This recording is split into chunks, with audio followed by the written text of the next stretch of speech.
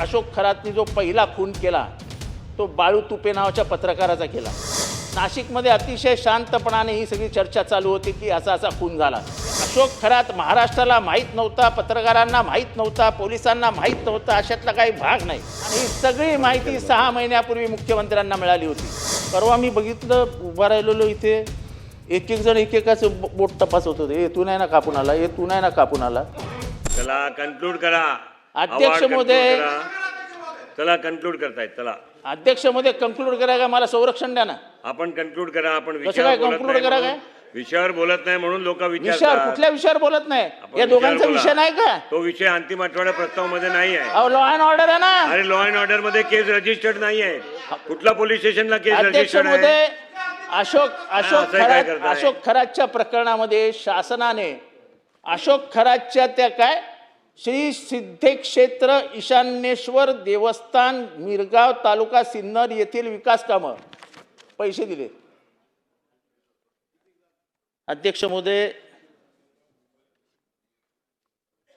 या अशोक खरातला वाचवण्यासाठी अशोक खरातनी जो पहिला खून केला तो बाळू तुपे नावाच्या पत्रकाराचा केला। ते साल होतं 2007 साली। नाशिकमध्ये अतिशय शांतपणाने ही सगळी चर्चा चालू होती की असा असा खून झाला, पण तेव्हा कोणी ह्याच्यावर हे घेतलं नाही, गांभीर्याने दखल घेतली नाही। सकाळमध्ये ह्याच्यावर चर्चा झाली। सकाळमध्ये 10 सातत्याने लेख लिहून आले अशोक खरातवरती। म्हणजे अशोक खरात महाराष्ट्राला माहीत नव्हता, पत्रकारांना माहीत नव्हता, पोलिसांना माहीत नव्हता, अशातला काही भाग नाही। पण मग अध्यक्ष महोदय, एकीकडे पोलीस चांगला तपास करतायत, त्यांचं कौतुक करायला हवं, पण पोलिसांनी हा इंटेलिजन्स फेलियर आहे की नाही अध्यक्ष महोदय? अशोक खरातची माहिती मंत्रिमंडळातील सहकाऱ्यांना द्यायला हवी होती की नव्हती अध्यक्ष महोदय? अध्यक्ष महोदय, या आरोपींना वाचवण्यासाठी पोलिसांनी किती पैसे घेतले हे जर कोणाला माहीत असेल तर ते फक्त देवेंद्र फडणवीस साहेबांना माहिती आहे। आणि चांगल्या चांगल्या अधिकाऱ्यांनी पैसे घेतले। चांगले चांगले अधिकारी जाऊन तिथे लोटांगण घालतायत। अध्यक्ष महोदय, मी अत्यंत खात्रीशीररित्या सांगतो, आणि जे माननीय मुख्यमंत्री महोदयांनाही माहिती आहे की अशोक खरातच्या माध्यमातून मुख्यमंत्र्यांच्या खुर्चीला देखील सुरुंग लावण्यासाठी काही जण प्रयत्न करत होते। अशोक खरातांकडे गेले होते पूजा घाला, वेळ येईल तेव्हा नाव उघड करू, आणि ही सगळी माहिती 6 महिन्यापूर्वी मुख्यमंत्र्यांना मिळाली होती। बैठका झाला, अशोक खरातांबरोबर झाल्या, आणि अशोक खरातांनी सांगितलं आम्हाला थोडे दिवस द्या, मुख्यमंत्री घरी गेलेले असतील। अशा प्रकारच्या जर पूजा, अशा प्रकारच्या जादूला जर आपण राजमान्यता देणार असू, सरकारी पैसा देणार असू, तिथे कमानी बांधल्या गेल्या, टाक्या बांधल्या गेल्या सरकारी पैशातनं, एवढा कोण मोठा अशोक खरात? कुठला काळ्या जादूवाला?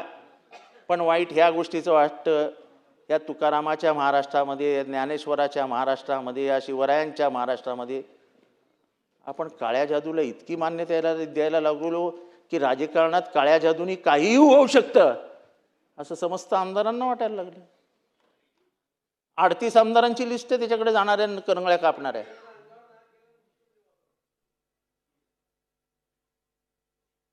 आता परवा मी बघितलं, उभा राहिलेलो इथे एक एक जण एकेकाचं बोट तपासत होते। हे तू नाही ना कापून आला, हे तू नाही ना कापून आला। हा खरं विखे पाटील साहेब, म्हणजे मी तुमचंही बोट तपासणार आहे कालांतराने। पण अध्यक्ष महोदय, ही परिस्थिती महाराष्ट्रात, आणि सरकारचा पैसा जातोय तिथे, रस्ते बनवले जात आहेत, शिक्षण खात्यातलं पोस्टिंग खरातकडनं, म्हाडातलं पोस्टिंग खरातकडनं, SRA मधलं पोस्टिंग खरातकडनं। अरे काय चालवलंय? त्याचा जो ट्रस्ट आहे, त्या ट्रस्ट मधल्या सदस्यांना अजून अटक का नाही झाली? त्या ट्रस्ट मध्ये आलेला पैसा कुठनं आला? जमिनीतनं आलेला पैसा कुठनं आला? कोणी कोणी कुठे कुठे जमिनी घेऊन दिल्या, सगळं ओपन आहे ना। हे सगळं महाराष्ट्राला समजू द्या। हे मान्य करता की नाही की महाराष्ट्र तुकारामाचा आहे? हा महाराष्ट्र ज्ञानेश्वराचा आहे, हा महाराष्ट्र शिवरायांचा आहे, हे मान्य करून सुद्धा आपण जर अशोक खरातच्या मागे उभे राहणार असू आणि अशोक खरातला वाचवण्यासाठी मोठे मोठे पोलीस ऑफिसर 2-2 कोटी रुपये घेणार असतील, शिवेंद्रराजे शिवरायांचा महाराष्ट्र आहे, तुम्ही बोलायला पाहिजे. तुम्ही त्या राजेंचे वंशज आहात. नाही ना, पोलीस आहेत ना 2 कोटी रुपये घेतलेले, त्यांचं काय करायचं? ज्यांनी जमिनी दिल्या त्यांचं काय करायचं? ज्यांच्या नावावर जमिनी आहेत त्यांचं काय करायचं?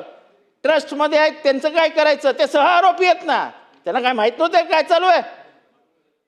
अध्यक्ष महोदय, काय चालू आहे?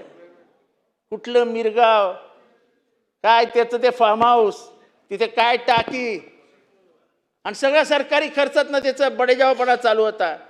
अध्यक्ष महाराज, गोष्ट ठीक आहे, छोटी आहे, पण महाराष्ट्राला बदनाम करणारी आहे.